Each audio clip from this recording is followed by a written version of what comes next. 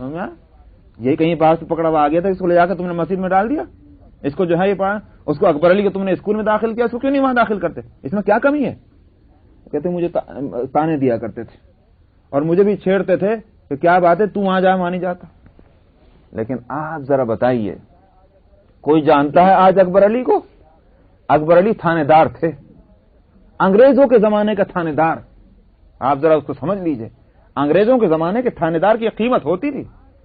مگر آج تو آج خود اکبر علی کی زندگی میں سوائے اس علاقے کے جہاں اکبر علی صاحب تھانے دار تھے اس کے سوا کوئی جاننے والا ان کا نہ تھا, اور آج بھی کوئی نہیں جانتا کہ اکبر علی کون تھے. لیکن مولانا اشرف علی تھانوی سے کون ہے دنیا کا آدمی جو سمجھ میں آیا یہ ہندوستان اور پاکستان کا اور بنگلہ دیش کا کم سے کم جو واقف نہ ہو؟ تو یا صالح قد کنت فینا مرجوا, اے صالح تو ہم میں ایسا تھا کہ تجھے بڑی امیدیں وابستہ تھی. اتنہانا ان نعبد ما یعبد آباؤنا, کہاں کی بے وقوفی کی باتیں کرنے کھڑا ہو گیا کہ تو ہمیں روکتا ہے اس چیزوں کی عبادت کرنے سے کہ جن چیزوں کی عبادت باپ دادا سے چلی آ رہی ہے. کوئی سینس نہیں پایا جاتا تیری بات کے اندر. یہ صاحب یہ ہوئی وہ دلیل. تو ادھر تو دلیلیں عقلی اور نقلی دی جا رہی ہیں, اور ادھر ایک ہی دلیل ہے مرغ کی ایک ٹانگ کہ چونکہ باپ دادا کے زمانے سے کام ہو رہا ہے لہذا صحیح, بس ختم ہو گئی بات. کوئی دلیل اس کے سوا نہیں, نہ کتاب اللہ کی نہ سنت رسول اللہ کی. ایک ہی دلیل ہے کہ باپ دادا سے کام اسی طرح ہو رہا ہے. یہ ہے معلوم ہوا کہ یہ جاہلوں کی دلیل ہوا کرتی ہے, سمجھ میں آیا, یہ جاہلیت کی دلیل ہے. وَإِنَّنَا لَفِي شَكٍّ مِّمَّا تَدْعُونَا إِلَيْهِ مُرِيبٍ, اور کہا کہ بھائی تو جن چیزوں کی دعوت ہم کو دے رہا ہے اس نے تو ہمیں بڑے شک میں ڈال دیا اور ہم بڑے کنفیوزڈ ہو گئے. کہاں سے ہوئے اس کو بھی سمجھ لیجیے. وہ یوں ہوئے کہ جب دعوت کا کام شروع کیا گیا, تربیت کا اور اصلاح کا, تو کیا ہوا, چاہے وہ 2 ہوں یا 4 ہوں یا 10 ہوں, ان پر جب اس اسلام کی اس دعوت کا اور تربیت کا اثر پڑا تو وہ پوری کمیونٹی سے الگ ہو گئے نہیں ہو گئے؟ سمجھا ہے؟ ایک نمازی بے نمازی تو نہ رہا, ایک نمازی کی زندگی بے نمازی سے مختلف ہو گئی. تو اب کیا ہوا, اور یہ ایک لازمی اثر ہے, لازمی اثر ہے کہ جو ایک مومن ہوا ہے کہ جس کا تعلق اللہ سے جڑ گیا تو کافر قوم سے اس کے ساتھ وہ تعلق نہ رہا جو پہلے تھا. ایک بھائی کو اب اس نظر سے نہیں دیکھ رہا جس نظر سے پہلے دیکھتا تھا. کیوں؟ اس لیے کہ یہ مومن ہے اور یہ کافر ہے. آئی بات سمجھ میں؟ یہی تو ہے. آخر مشرکین مکہ نبی کریم صلی اللہ علیہ وسلم کے تعلق سے کیا کہتے تھے؟ یاد ہے وہ بات, سیرت کی کتاب میں پڑھ لیجئے. ابو طالب سے کیا کہا مشرکین مکہ نے, اے ابو طالب تمہارے بھتیجے نے ہمارے خاندان کے ٹکڑے کر دیے, بھائی سے جدا ہو گیا, باپ بیٹوں سے جدا ہو گیا, اس کو بچائیے خدا کے واسطے. جو وہ لینے کو تیار ہے ہم دینے تیار ہیں, مگر یہ کہ ہمارے اندر اتفاق تھا, اتحاد تھا, بھائی کے ساتھ مل جل کر رہتا تھا, اس نے خاندانوں کے ٹکڑے کر دیے. آئی بات سمجھ نہیں؟ یہ کیا ہوا؟ کیا نبی کریم صلی اللہ علیہ وسلم خاندانوں کے ٹکڑے کرنے کے واسطے آئے تھے؟ لیکن جو دعوت آپ نے دی اس دعوت کا لازمی اثر یہ ہونا ہی تھا. کیوں؟ اس لیے کہ کفر اور اسلام جمع نہیں ہو سکتے, خدا ترسی اور خدا بیزاری دونوں ایک ساتھ نہیں چل سکتے. جس کے اندر خدا ترسی آ جائے, جس کے دل میں خدا کی محبت اور عظمت بیٹھ جائے, اس کے مقابلے میں نہ باپ ہے, نہ ماں ہے, نہ اولاد ہے. آپ دیکھ لیجئے غزوہ بدر میں حضرت ابو بکر صدیق رضی اللہ عنہ کے بیٹے مکے والوں کی طرف سے آئے تھے لڑنے کے واسطے. بعد میں ان کو اسلام کی توفیق ہوئی, مسلمان ہو گئے. مسلمان ہونے کے بعد ابا جان سے کہنے لگے ایک روز, ابا جان بدر کی لڑائی میں کئی موقع ایسے آئے کہ آپ میرے نشانے پر آ گئے تھے, مگر میں طرح دے گیا, بچا گیا میں. تو بھائی سیدھا جواب اس کا یہ تھا, اللہ کا شکر ہے, شاباش ہے, بہت فرما بردار, بڑا خیال کرنے والا بچہ ہے. لیکن اگر یہ جواب ہوتا تو پھر میرا جواب بھی یہی ہو سکتا تھا اور پھر میرے جواب میں اور ابو بکر کے جواب میں فرق کیا رہتا؟ ہر باپ کا جواب یہی ہو سکتا ہے. ظاہر ہے کہ اس جواب کو آپ غلط نہیں کہہ سکتے. اگر یہ جواب ہوتا اللہ کا شکر ہے تو نے بہت اچھا کیا, جان بچ گئی, یہ جواب غلط تو نہیں نا. لیکن پھر ابو بکر صدیق کیسے بنتے ہیں؟ ان کا جواب سنیے آپ. ان کا جواب یہ ہوا, تو میرے نشانے پر نہ آیا, تو اگر میرے نشانے پر آتا تو میں ذرا نہ چھوڑتا. کیا بات تھی؟ وہاں صرف یہ ہے کہ ایک کفر کی حالت میں یہ دنیا کے رشتے اصل ہیں, اور اسلام کے اندر بندے اور خدا کے درمیان یہ رشتہ اصل ہے, باقی باپ بیٹے کا رشتہ اصل نہیں ہے. یہ تھی وہ بات. تو ہم نہیں سمجھ سکتے, اس لیے کہ ہم کہاں اس مقام پر پہنچے ہوئے ہیں. ہمارے دلوں میں تو یہ محبتیں ہیں جنہوں نے خوب سارے خانے بھر رکھے ہیں, اور وہ کوئی خانہ خالی چھوڑا ہی نہیں جہاں اللہ کی محبت بھری ہوئی ہوتی. وہاں ان سارے خانوں میں اللہ کی محبت کو بھرا ہوا تھا, اس لیے وہ سمجھتے تھے اس کو. تو میں نے عرض کیا کہ اسلام کے اس دعوت کا اور اس تربیت کا یہ لازمی اثر تھا کہ یہ جو فرما بردار ہے وہ نافرمانوں سے الگ ہو جائے. تو بجائے اس کے کہ اس کو اچھی نظر سے دیکھا جاتا, ہوا کیا؟ انہوں نے کہا بھائی آپ کی ان باتوں نے تو ہم کو بڑے شک میں ڈال دیا, بڑا کنفیوز کر دیا. کیوں کنفیوز کر دیا؟ اس لیے کہ کمیونٹی کے اندر جو ہے تفرقہ پڑ گیا. ہم کیسے تمہاری بات مان لیں؟ اس لیے کہ ہم پہلے ایک تھے, اب دو ہو گئے. یہ ہے وَإِنَّنَا لَفِي شَكٍّ مِّمَّا تَدْعُونَا إِلَيْهِ مُرِيبٍ. قال يا قوم أرأيتم إن كنت على بينة من ربي وآتاني منه رحمة فمن ينصرني من الله إن عصيته. حضرت صالح علیہ الصلوۃ والسلام نے وہی بات کہی جو حضرت ہود علیہ السلام کہہ چکے تھے قوم عاد کے لیے. اے میری قوم, تمہارا کیا خیال ہے اگر میں خدا کی طرف سے ایک دلیل پر ہوں, دلیل مجھے حاصل بینہ, اور اوپر سے اللہ نے مجھے رحمت بھی دے دی. کیا مطلب دلیل کا اور رحمت کا؟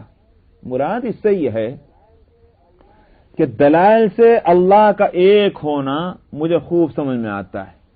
دن رات زمین آسمان یہ ساری کیا چیزیں ہیں؟ بینات ہیں, کھلی نشانیاں ہیں اللہ کے ایک ہونے کی اور میرے بندہ ہونے کی. یہ تو ہے بینہ. اور رحمت کیا چیز ہے؟ جو اللہ سبحانہ و تعالی نے مجھے نبوت عطا کر دی, اور اس نبوت کے صورت میں جو مجھے علم خاص اور ہدایت مجھ کو ملی, یہ ہے رحمت. تو پہلے سے میرے پاس علم ہے, یعنی وہ دلائل, اوپر سے نبوت کے پیغمبرانہ علم اللہ نے مجھے دے دیا. اب اس صورت میں اگر میں اللہ کی نافرمانی کروں اور تمہاری باتوں میں آ جاؤں تو پھر مجھ سے بڑھ کر کون ظالم ہوگا؟ اور پھر میں اگر یہ ظلم کر بیٹھوں جس کا کوئی امکان نہیں, تو فرمایا فَمَن يَنصُرُنِي مِنَ اللَّهِ إِنْ عَصَيْتُ, کون میری مدد کرے گا اللہ کے مقابلے میں اگر میں اللہ کی مدد کروں؟ بھئی نادانی کے اندر اگر میں نافرمانی کر جاتا ہو سکتا تھا کہ معاف کر دیا جاؤں, لیکن جانتے بوجھتے کہ دلائل میرے پاس موجود, اوپر سے اللہ نے نبوت سے مجھ کو سرفراز فرمایا جو رحمت ہے اللہ کی, پھر میں نافرمانی کروں تمہاری خاطر, تو میری کون جان بچائے گا اللہ کے مقابلے میں؟ فما تزیدوننی غیر تقصیر. اجی آپ جان تو میری کیا بچاتے, آپ کا ساتھ اگر میں دوں گا تو اس کے سوا اور کچھ نہیں کہ نقصان میں میرا اضافہ ہی ہوگا. فما تزیدوننی غیر تقصیر, تمہاری وجہ سے میرے خسارے اور نقصان میں اضافہ اور زیادتی ہی ہو جائے گی, یعنی اگر میں اللہ کی نافرمانی کروں. تو بھائی میں اس رستے پر تو نہیں چل سکتا جس رستے پر تم مجھ کو چلانا چاہتے ہو. بس یہیں رکھیے, اس لیے کہ یہاں سے آگے 219 سورہ ہود آیت نمبر 64. اعوذ باللہ من الشیطان الرجیم, بسم اللہ الرحمن الرحیم. وَيَا قَوْمِ هَٰذِهِ نَاقَةُ اللَّهِ لَكُمْ آيَةً فَذَرُوهَا تَأْكُلْ فِي أَرْضِ اللَّهِ وَلَا تَمَسُّوهَا بِسُوءٍ فَيَأْخُذَكُمْ عَذَابٌ قَرِيبٌ. فَعَقَرُوهَا فَقَالَ تَمَتَّعُوا فِي دَارِكُمْ 3 أَيَّامٍ ذلك وعد غير مكذوب. فلما جاء أمرنا نجينا صالحا والذين آمنوا معه برحمة منا ومن خزي يومئذ إن ربك هو القوي العزيز. وأخذ الذين ظلموا الصيحة فأصبحوا في ديارهم جاثمين كأن لم يغنوا فيها ألا إن ثمود كفروا ربهم ألا بعدا لثمود.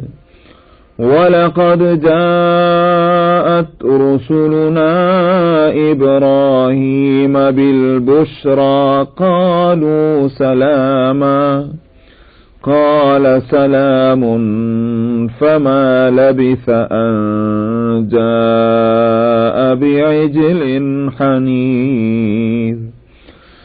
فلما رأى أيديهم لا تصل إليه نكرهم وأوجس منهم خيفة قالوا لا تخف إنا أرسلنا إلى قوم لوط وامرأته قائمة فضحكت فبشرناها بإسحاق ومن وراء إسحاق يعقوب. قالت يا ويلتى أألد وأنا عجوز وهذا بعلي شيخا إن هذا لشيء عجيب. قالوا أتعجبين من أمر الله رحمة الله وبركاته عليكم أهل البيت إنه حميد مجيد. فلما ذهب عن إبراهيم الروع وجاءته البشرى يجادلنا في قوم لوط إن إبراهيم لحليم أواه منيب. يا إبراهيم أعرض عن هذا إنه قد جاء أمر ربك وإنهم آتيهم عذاب غير مردود. ولما جاءت رسلنا لوطا سيء بهم وضاق بهم ذرعا وقال هذا يوم عصيب. وجاءه قومه يهرعون إليه ومن قبل كانوا يعملون السيئات. قال يا قوم هؤلاء بناتي هن أطهر لكم فاتقوا الله ولا تخزون في ضيفي أليس منكم رجل رشيد. قالوا لقد علمت ما لنا في بناتك من حق وإنك لتعلم ما نريد. قال لو أن لي بكم قوة أو آوي إلى ركن شديد قالوا يا لوط إنا رسل ربك لن يصلوا إليك فأسر بأهلك بقطع من الليل ولا يلتفت منكم أحد إلا امرأتك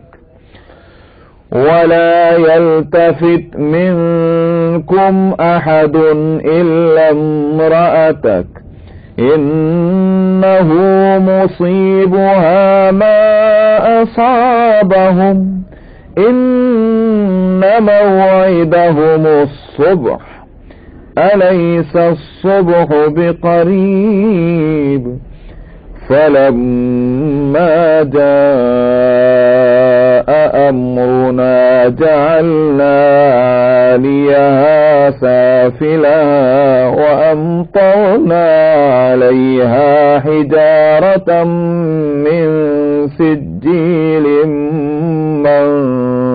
منضود مسومة عند ربك وما هي من الظالمين ببعيد صدق الله العظيم.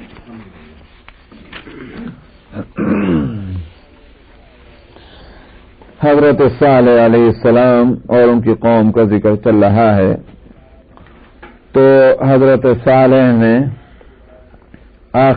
آخری بات یہ فرمائی کہ اب تمہاری فرمائش کے مطابق معجزہ خداوندی آ چکا ہے سامنے. یہ اونٹنی ہے ناقہ اور اب اس کے ساتھ تمہیں سیدھے رہنا ہے. اگر تم نے اللہ کی قدرت خاص سے ظاہر ہونے والی اس اونٹنے کے ساتھ کوئی غلط حرکت تم نے کی تو اس طرح حجت پوری ہو جائے گی تمہاری سرکشی اور نالائقی کی، پھر اس کے سوا کوئی صورت نہیں کہ عذاب آئے. یہ بات میں بار بار بتا چکا ہوں کہ معجزات انبیاء کے دراصل وہ حجت ہوتے ہیں اللہ سبحانہ و تعالی کی طرف سے کہ اگر معجزات کو بھی نہیں تسلیم کیا گیا تو پھر وہ قوم جو ہے اس کی سرکشی انتہا کو پہنچ گئی. ان میں بھی پھر اگر فرمائشی معجزات کہ صاحب قوم نے یہ کہا کہ یہ کام اس طرح سے کر کے دکھائیے اور ان کی فرمائش کے مطابق معجزہ آ گیا تو یہ بات اور بھی زیادہ خطرناک ہوتی ہے، کیونکہ فرمائشی معجزات کے بعد اگر قوم نے پھر بات کو نہ مانا تو پھر ایک بات ہے اور وہ یہ کہ عذاب سے ان کو ہلاک کر دیا جائے. یہ اللہ سبحانہ و تعالی کی سنت ہے پچھلی قوموں کے تعلق سے. اسی واسطے اس امت کے وہ افراد کہ جنہوں نے نبی کریم صلی اللہ علیہ وسلم کا زمانہ پایا اور وہ نبی کریم صلی اللہ علیہ وسلم سے معجزات کی فرمائش کرتے تھے کہ فلاں بات کر کے بتائیے، فلاں بات کر کے بتائیے، اللہ سبحانہ و تعالیٰ نے ان کے فرمائش کے مطابق معجزات نہیں دکھلائے.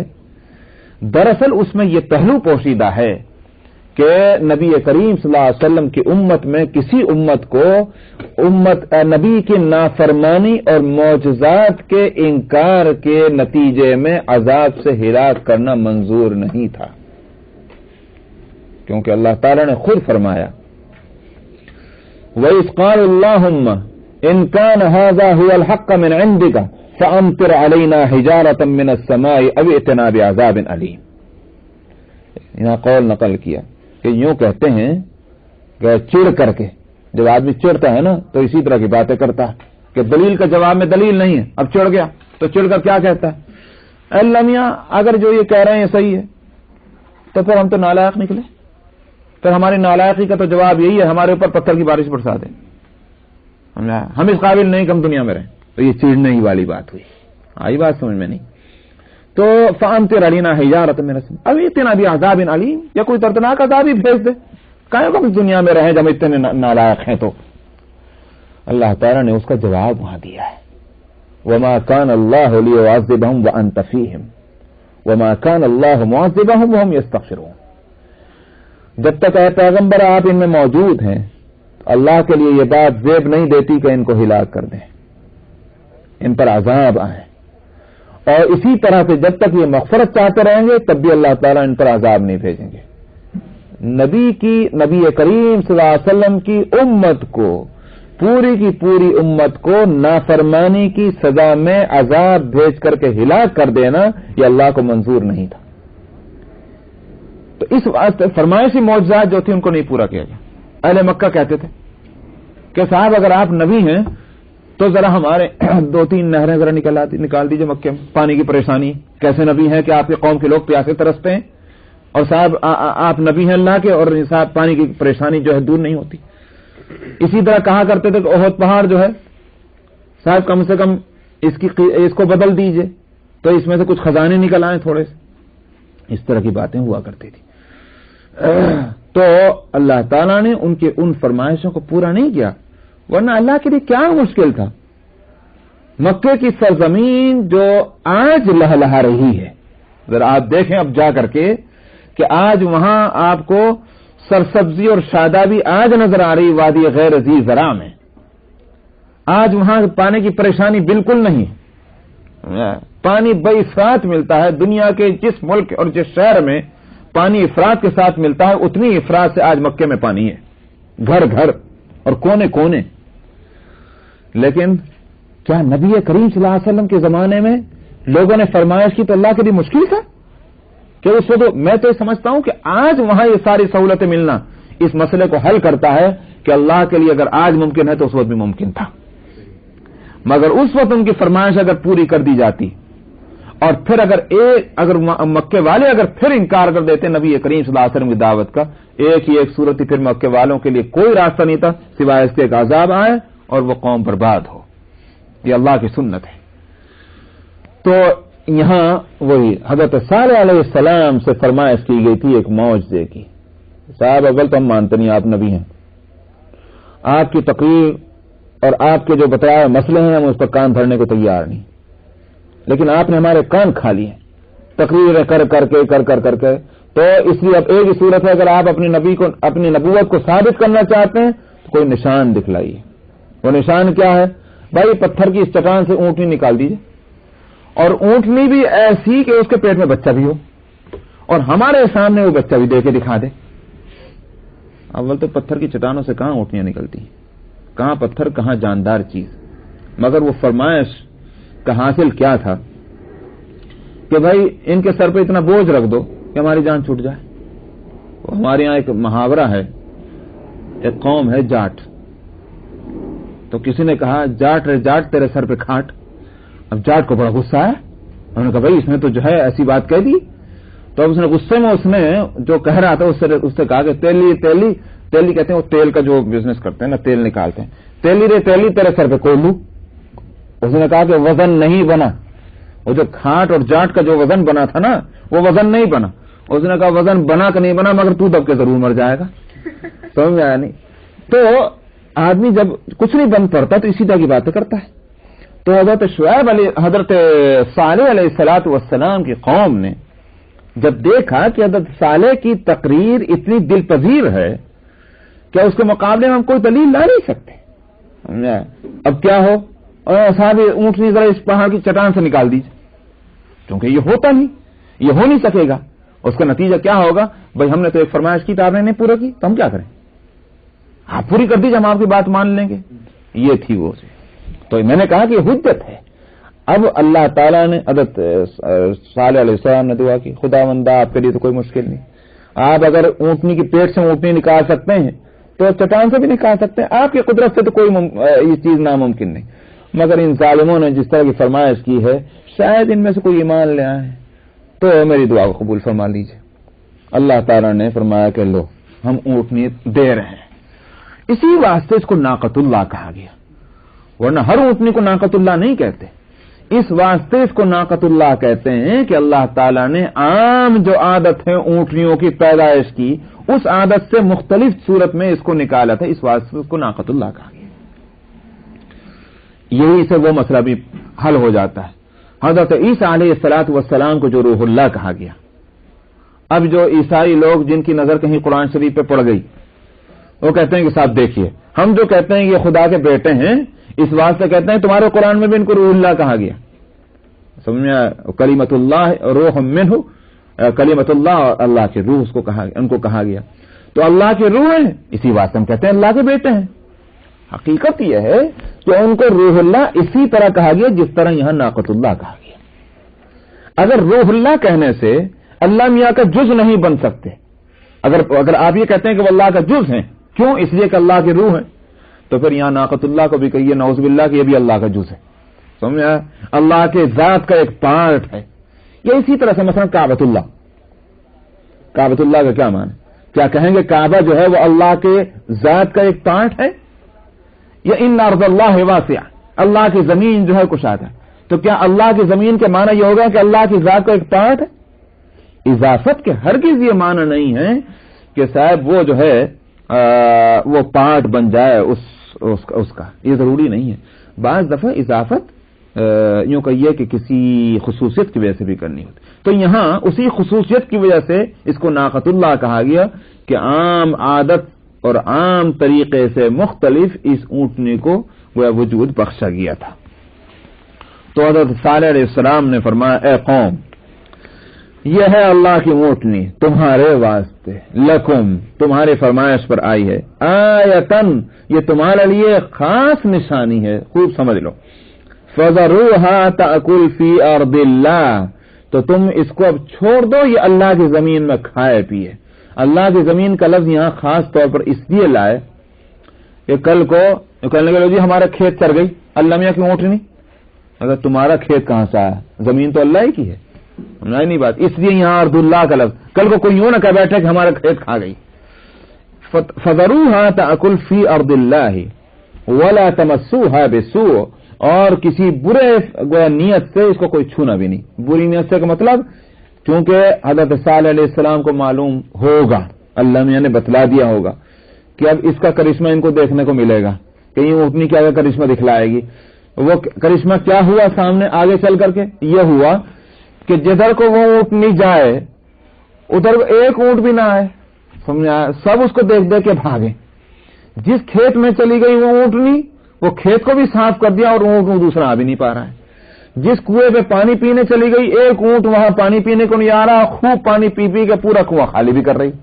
بھائی وہ تو اللہ میاں کی طرف سے آئی تھی, سمجھ آیا, وہ عام اونٹنی نہیں تھی. تو اب کہاں اس کے پیٹ میں جا رہا تھا اور کہاں اس کے پیٹ میں پانی جا رہا تھا اور چارہ جا رہا تھا, کون جانے اس کو؟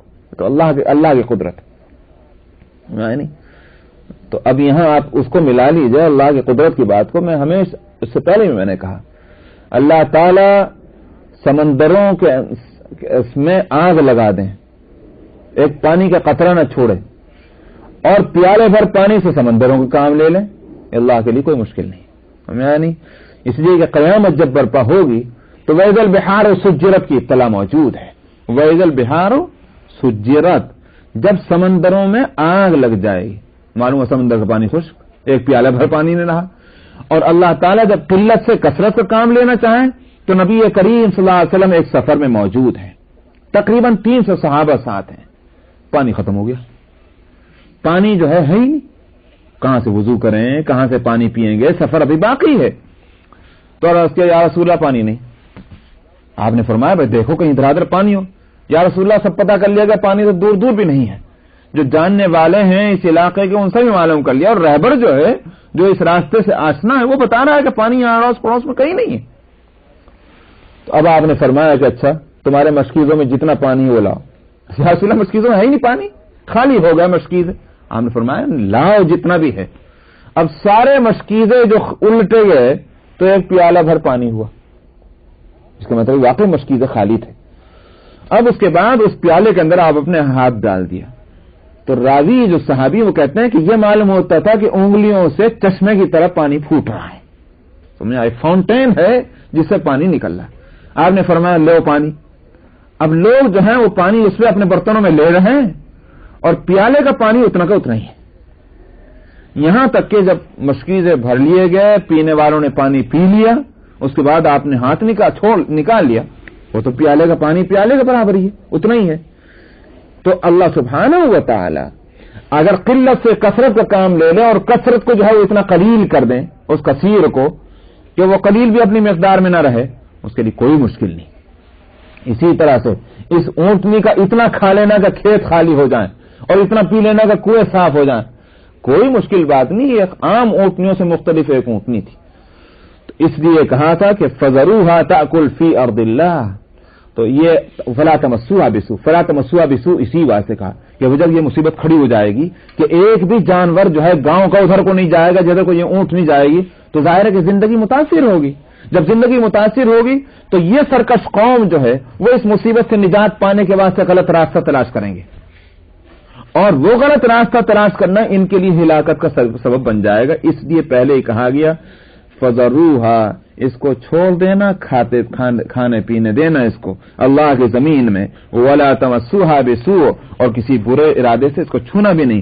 فیاخذکم عذاب قریب، اگر ایسا ہوگا تو تمہیں عذاب جو بالکل نزدیک ہی ہے، کچھ زیادہ دیر نہیں لگے گی اس کے آنے میں، وہ نزدیک ہی ہے. اس کے معنی یہ ہوگا کہ بتلا دیا گیا قریب کو یہاں لفظ، جبکہ قرآن شریف کے سورہ اعراف میں عذاب علیم کا لفظ ہے. عذاب علیم کے معنی یہ ہے کہ دردناک عذاب پھر تمہارے پاس آئے گا. یہاں قریب کا لفظ اس لیے کہہ کر یہ بتا دیا گیا تم عذاب کے مستحق تو ہو چلے ہو. اب وہ عذاب ایسا جیسے دروازے کے باہر ہی کھڑا ہے، ادھر تم نے حرکت کی اور ادھر عذاب نے آ کر تم کو دبوچا. قریب سے اس طرف اشارہ ہے. فعقروها، چنانچہ ہوا کیا، اس اونٹنی نے جیسے میں نے کہا کہ یہ کرشمہ دکھلانا شروع کیا، لوگ پریشان ہوئے. آ کر صالح علیہ السلام سے کہا اجی حضرت یہ اونٹنی تو ہمارا جینا ہی حرام کر دیا، ہمارے اونٹ کہاں سے کھائیں گے، کہاں سے پیئیں گے، آخر ہم کو بھی جینے کا حق ملنا چاہیے. تو صالح علیہ السلام نے دعا کی، سمجھ میں آیا، اس نالائق قوم کی اس پریشانی کو دور کرنے کے لیے. ابھی بھی ایمان نہیں لائے. یاد دیکھیے آپ کہ اونٹنی کو اس طرح سے ظاہر ہونا دیکھ کر ایک دو آدمی ایمان لائے، پوری قوم نے ارادہ کیا تھا مگر لیڈروں نے روک دیا. جو لیڈر تھے قوم کے، ان کی لیڈری چونکہ خطرے میں پڑ رہی تھی، اس لیے انہوں نے جا کر روک دیا کہ نہیں یہ کیا گڑبڑ ہے، ہو سکتا ہے جادو ہو، یہ جادو دکھا رہا ہے صالح، تم اپنے بزرگوں کے عقیدے کو، بزرگوں کے طریقے کو مت چھوڑنا. تو وہ جو دین قبول کرنے جا رہے تھے پھر انہوں نے ارادہ ملتوی کر دیا. تو اس نالائق قوم کے لیے پھر دعا کی حضرت صالح علیہ السلام نے، خداوندہ آسانی کر دیجئے. آسانی کیا دی اللہ نے یہ آسانی رکھی. اچھا اب ایک دن اس اونٹنی کا اور ایک دن سارے بستی کی اونٹنیوں کا. تو ایک دن تو یہ جائے گی کھیتوں میں کھانے کے لیے اور کنویں پر پانی پینے کے لیے، اور دوسرے دن پورے بستی کے اونٹ جو ہیں وہ کھائیں اور پیئیں گے. یہ آسانی دی گئی. تو اب لوگوں نے کہا چلیے یہ بھی ٹھیک ہے، اس پر عمل ہوا. لیکن کچھ دن کے بعد یہ ہوا کہ بھائی یہ مصیبت ہی کھڑی ہو گئی ہمارے لیے. اب ہم کو کہیں کام جانا ہے، ہم اس لیے نہیں جا سکتے کہ آج ہم کو اونٹوں کو چلانا ہے اور کھلانا ہے. تو یہ بھی ایک پریشانی تھی. تو کیا ہوا، فعقروها، لوگوں نے اس اونٹنی کو مار ڈالا.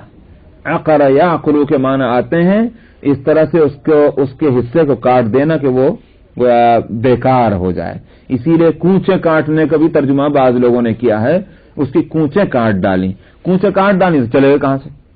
کونچ کہتے ہیں یہ جو ہماری ایڑی کے اوپر کی جو یہ ہے، کیا کہتے ہیں اسے، ایڑی کے اوپر جو یہ پٹھا ہے، ٹینڈن کہتے ہیں. یہ اسی سے تو آدمی چلتا ہے. سمجھ میں آیا؟ اگر یہ نہ رہے، یہ کٹ جائے تو آدمی چل نہیں سکتا. تو اس اونٹنی کی کونچے کاٹ ڈالی، نتیجہ ہوا کہ وہ چلے کہاں سے، وہ دھم سے گری. تو وہ گری تو صالح علیہ السلام نے رو کر کہا جس بات سے میں ڈر رہا تھا وہ بات ہو کے رہی. اب تیرے اوپر عذاب آئے گئے قوم، اس لیے کہ تو نے وہ حرکت کر ڈالی. فعقروها فقال تمتعوا في داركم 3 ایام. تو صالح علیہ السلام نے کہا ٹھیک ہے، بس اب تم اپنے گھروں میں 3 دن کا جو مزہ اٹھانا ہے وہ اٹھا لو. مطلب 3 دن کی مہلت ہے، 3 دن کے بعد عذاب آ رہا ہے. وہ جو قریب کا لفظ کہا گیا تھا اس کی تشریح ہو رہی. 3 دن اور جی لو تم، تمتعوا، فائدہ اٹھا لو تم اپنے گھروں کے اندر 3 دن. ذالک وعد غیر مکذوب، اب یہ وعدہ ہے جس کو جھٹلایا نہیں جا سکتا، یعنی 3 دن کے بعد وہ آئے گا عذاب. چنانچہ مفسرین اور مورخین کہتے ہیں کہ اگلے دن سے سلسلہ شروع ہو گیا. اس کے آثار جو ہیں، اگلے دن سے ایسی فضا بن گئی کہ اس فضا جو ان یوزول فضا تھی اور چہروں کا رنگ بدلنے شروع ہو گیا خود بخود، تو اب دوسرے بھائی کیا ہو رہا ہے؟ انہوں نے کہا تمہیں کیا ہو رہا ہے؟ معلوم ہوا کہ کچھ ان یوزول حالات شروع ہو چکے ہیں۔ 3 دن کے بعد وہ عذاب جو ہے وہ آیا، جس کے لیے فرمایا فلما جاء امرنا نجینا صالحا والذین آمنوا معه برحمت منا، جب ہمارا حکم آ گیا وہ عذاب کا، ہم نے بچا لیا صالح کو اور اس کے ساتھ جو ایمان لا چکے تھے ان کو، ہم نے ان کو بچایا اپنی مہربانی سے، کوئی قرضہ نہیں چاہیے تھا، اگر وہ بچے تو اپنی طاقت کے بل پر نہیں بچے، ہماری مہربانی سے بچے، کوئی اسباب بچنے کے ان کے پاس نہیں تھے۔ یہ نہیں کہ کچھ لوگ تو بلڈنگ میں محفوظ ہیں تو باہر کے عذاب سے بچ گئے اور کچھ لوگ باہر میدان میں کھڑے ہوئے تو عذاب میں گرفتار ہو گئے، کوئی اس طرح کی صورت نہیں، جو حالت ان کی وہی حالت ان کی، لیکن یہ بچے اور وہ ہلاک ہوئے اس لیے کہ ان کو ہم نے اپنی مہربانی سے بچانا تھا۔ فرمایا کہ برحمت منا، ہم نے صالح اور ان کے ساتھ ایمان والوں کو اپنی مہربانی سے بچا لیا، ومن خزي يومئذ، اور اس دن کی رسوائی سے بھی بچا لیا۔ اس دن کی رسوائی جو ہے وہ اس واسطے کہا گیا کہ اگر عذاب نہ آتا اس اعلان کے مطابق تو شرمندگی کس کی ہوتی؟ بے شک اللہ کی طرف سے عذاب آنا تھا، مگر صالح علیہ السلام جب اطلاع دے رہے ہیں تو صالح علیہ السلام ایمان والوں کو ٹھینگا دکھاتے لوگ کے ساتھ، دیکھا نا ہم ہی صحیح نکلے اور آپ کے پیغمبر غلط نکلے، کہ بہت ڈرا رہے تھے کہ عذاب آئے گا، نہیں آئے، پریشانی ان کے لیے کھڑے ہو جاتی۔ اس واسطے یہ ایسا ہی ہے کہ جیسے نبی کریم صلی اللہ علیہ وسلم سے کچھ لوگوں نے سوالات کیے تھے، اور 3 سوال تھے۔ سوال یہ تھا روح کس کو کہتے ہیں، نمبر 1 سوال یہ تھا۔ نمبر 2 سوال یہ تھا اصحاب کہف کا قصہ کیا ہے، اور تیسرا سوال جو تھا وہ یہ تھا کہ وہ جو ذوالقرنین کے بارے میں، کہ ذوالقرنین کا قصہ کیا ہے۔ 3 سوال کیے تھے، آپ کو معلوم نہیں تھا، آپ نے فرمایا کل کو آ جانا، کل کو بتاؤں گا۔ آپ نے اس امید پر یہ بات کہی کہ جب کوئی بات مجھے معلوم نہیں ہوتی تو وہیں سے معلوم ہو جاتی ہے، تو وہی آ جائے گی، میں ان کو بتا دوں گا۔ آپ نے فرمایا کل کو آنا، کل کو بتاؤں گا۔ بس نبی نے یہ لفظ کہا تو اس پر پکڑ ہو گئی، اب جو ہے وہ وہی نہیں آئی۔ 24 گھنٹے گزر گئے وہی نہیں آئی، 2 دن گزر گئے وہی نہیں آئی، 3 دن گزر گئے وہی نہیں آ رہی، ہفتوں گزر گئے ہیں وہی غائب۔ اب نبی کریم صلی اللہ علیہ وسلم کی پریشانی، تو پریشانی اس کی تو تھی کہ بھائی وہی نہیں آئی جو آیا کرتی تھی۔ ایک تو اس کا بھائی اگر یوں سمجھیے کہ عزیز ترین رشتہ دار جو ہو اگر وہ وقت پر نہ پہنچے، جو معمول ہے گھر آنے کا وہ نہ آئے تو کتنی پریشانی ہوتی، غیر کو تو نہیں ہوتی، اپنوں کو ہوتی۔ کیوں ہوتی؟ تعلق، نبی کو اللہ سبحانہ و تعالی سے کتنا تعلق، اس کا اندازہ اس سے ہوتا ہے کہ حدیث میں آتا ہے کہ حضرت جبریل جب آیا کرتے تھے نبی کریم صلی اللہ علیہ وسلم کی خدمت میں تو نبی کریم صلی اللہ علیہ وسلم کی اس وقت کی کیفیت الگ ہوا کرتی تھی، فرحت، خوشی، بس ایسے جیسے بہت بڑی دولت مل گئی۔ حضرت جبریل کا آنا نبی کریم صلی اللہ علیہ وسلم کے لیے خوشی کا سبب کیوں ہوتا تھا؟ اس لیے کہ جبریل خود سے تھوڑی آتے تھے، وہ تو اللہ کی طرف سے آتے تھے۔ تو نبی کو جتنا تعلق قریبی اللہ سبحانہ و تعالیٰ کی ذات سے ہوگا اس تعلق کا یہ اثر ہوتا تھا کہ جب جبریل آیا کرتے تھے تو آپ خوش ہوتے تھے، جیسے قریب ترین عزیز کوئی دنیا میں ایک دوسرے سے ملے تو خوش ہوتے ہیں۔ تو اب نہ آئے تو ظاہر ہے کہ دکھ ہوگا، رنج ہوگا۔ تو وہی کا سلسلہ جب منقطع ہوا تو نبی کریم صلی اللہ علیہ وسلم کو ایک تو تکلیف اس کی، کیوں نہیں آ رہی وہی، ناراضی ہے معلوم ہوتا ہے، کوئی بات ہے جو ہو گئی ہے، کیوں نہیں آ رہے ہیں، اب کیا ہو گئی یہ معلوم نہیں۔ ادھر سے اس کے ساتھ اور پریشانی یہ کہ وہاں وہ جو پھپتیاں کس رہے تھے سمجھے سوال کرنے والے، کہ بہت کہتے تھے نبی ہیں، 3 سوال کیے تھے کہ یوں کہتے کل کو جواب دوں گا، اگر جواب ہوتا تو دیتے نا، اگر اللہ کے نبی ہوتے تو کیوں نہ جواب دیتے۔ آئی بات سمجھ میں نہیں؟ تو یہ ہوتی ہے وہ بڑی پریشانی۔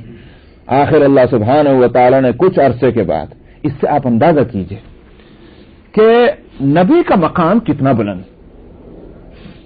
کہ جن کے واسطے پوری کائنات بنائی گئی، جن کی سفارشوں اور شفاعت سے قوموں کے فیصلے قیامت میں ہوں گے، لیکن ان کا حال یہ اللہ کے سامنے کہ ذرا سی ان سے چوک ہو جاتی تو پکڑ ہو جاتی، سمجھ آیا؟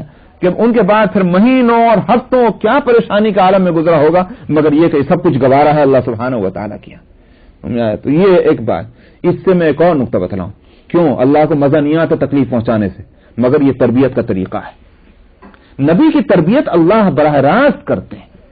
تربیت میں یہ ضروری ہے کہ کبھی اگر میٹھے بول بولنے پڑتے ہیں تو کبھی کڑوی بات بھی کہنی پڑتی ہے. سمجھ میں آیا؟ یہ ضروری ہے، ورنہ اس کے بغیر تربیت ہو نہیں سکتی. تربیت کے لیے لازم ہے کہ استاد اگر ہے تو شاگرد کو کبھی کبھی ذرا اس کو ٹائٹ بھی کرے، اس کا اسکرو کو. سمجھ میں آیا؟ ہر وقت جو ہے اسکرو کو ڈھیلا ہی رکھنا یہ تربیت کے اس نظام کے خلاف ہے. اللہ سبحانہ و تعالیٰ براہ راست تربیت کرتے ہیں نبی کی.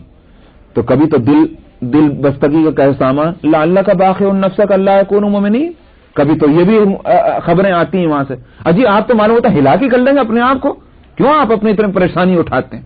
طٰہٰ ما انزلنا علیک القرآن لتشقیٰ، اجی ہم نے قرآن شریف کو اس بات سے تھوڑی اتارا کہ آپ بہت پریشانی اٹھانے لگ جائیں. کبھی تو یہ لاڈ اور پیار، اور کبھی یہ معاملہ کہ اگر نظام تربیت کے خلاف کوئی چوک ہو گئی تو اسکرو کو ٹائٹ بھی کرتے ہیں. تو یہ میں بتا رہا ہوں، اس وجہ سے تھا یہ معاملہ، ورنہ ظاہر ہے کہ ستانے سے کوئی خوشی تھوڑی ہوتی اللہ کو. تو بہرحال میں سوال کا جواب تو ملا، مگر اس کے ساتھ وہ میں نے کہا وہ تربیت، کہا کہ وَلَا تَقُولَنَّ لِشَيْءٍ إِنِّي فَاعِلٌ ذَلِكَ غَدًا إِلَّا أَن يَشَاءَ اللَّهُ. آئندہ سے تم یہ غلطی مت کرنا کہ جب کوئی بات کہو کل ہوگی تو بغیر انشاءاللہ کہے تم کو. کہنا چاہیے گا تم کو انشاءاللہ کا لفظ چھوٹا تھا نبی سے، جس کے لیے یہ گویا صورت ہوئی کہ اتنی پریشانی اٹھانی پڑی نبی کو. تو میں یہ عرض کر رہا ہوں کہ اگر وعدے کے مطابق کوئی چیز سامنے نہ آئے تو اس سے کتنی یوں کہیے کہ ہلکا پن ہو جاتا. تو صالح علیہ السلام کے اس اعلان کے مطابق اگر 3 دن کے بعد عذاب نہ آتا تو صالح علیہ السلام اور ان کے ساتھ جو مسلمان تھے ان کے لیے کتنی ہنسی کی بات ہو جاتی. اس لیے من خزی یومئذ، عذاب ٹھیک 3 دن کے بعد آ جانے کے بعد 2 باتیں ہوئیں. ایک تو یہ کہ ہم نے ان کو اس عذاب سے بچا لیا، اور دوسری بات یہ کہ اس دن کی رسوائی سے بھی بچ گئے، ورنہ تو ان کو تو لوگ ٹھینگا دکھا کر ان کا جینا حرام کر دیتے.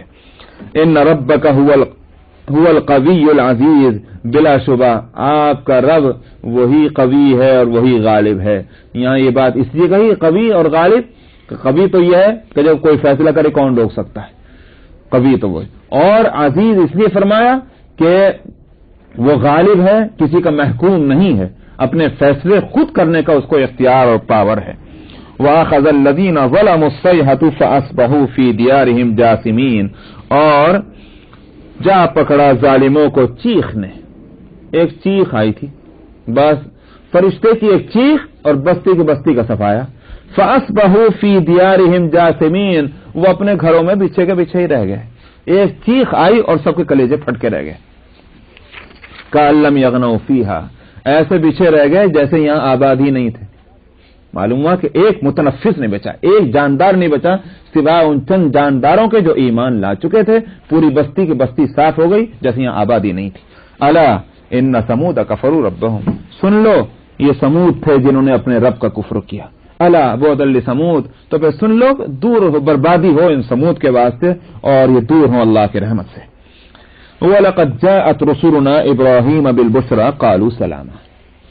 حضرت صالح علیہ السلام کا ذکر آ چکا، اس سے پہلے حضرت ہود علیہ السلام کا ذکر آیا، اور اس سے پہلے حضرت نوح علیہ السلام کا ذکر آ چکا تھا. یہاں سے حضرت ابراہیم علیہ السلام کا تذکرہ ہے. اور آئے ہمارے پیغام بر ابراہیم کے پاس بشارت لے کر، خوشخبری لے کر. رسول کی جمع ہے. رسول پیغام بر کو کہتے ہیں.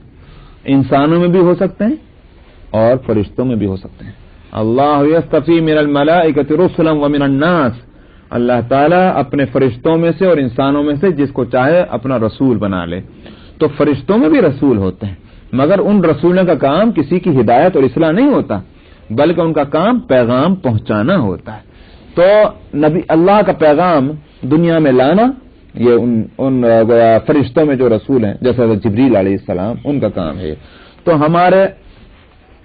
ہمارے پیغام بر ابراہیم کے پاس پہنچے خوشخبری لے کر. قالوا سلاما، جا کر انہوں نے کہا سلام. معلوم ہوا कि मलय आला का लफ्ज तो समझते हैं, मलय आला कहते हैं ऊपर की दुनिया को, समझना, आसमानों के ऊपर जो अल्लाह मियां के यहाँ जो है, तो उसको कहते हैं मलय आला। तो मलय आला के मिलने जुलने के आदाब क्या है? वहां गुड मॉर्निंग नहीं कहते, समझा, ना नमस्ते कहते हैं, वहां सलाम कहा जाता है, समझा। तो आज भी फरिश्तों का मिलने जुलने का जो तरीका है उसमें लफ्ज सलाम है, और इसी वास्ते जन्नत में भी सलाम ही होगा। तो जब जन्नत वाले एक दूसरे से मिलेंगे वहां सलाम कहेंगे, समझा। तो याद होगा मैंने पहले कहा था, अल्लाह की मेहरबानी की बात है, इस उम्मत में अल्लाह ताला ने सलाम रखा है जो असल में जन्नत का तरीका है। तो जन्नत के उस तरीके की हमको यहीं से गोया यूं कहिए कि रिहर्सल करा दी गई, प्रैक्टिस यहीं से कराई जा रही है कि जब एक दूसरे से मिलो सलाम अलैकुम का, ताकि जन्नत में तुमको यही कहना होगा। तो कालू सलामा, उन्होंने कहा सलाम, काल सलामुन, सलाम के जवाब में क्या होगा? सलाम के जवाब में भी सलाम ही है। तो हजरत इब्राहिम अलैहिस्सलाम ने कहा भाई तुम्हें भी सलाम, सलाम।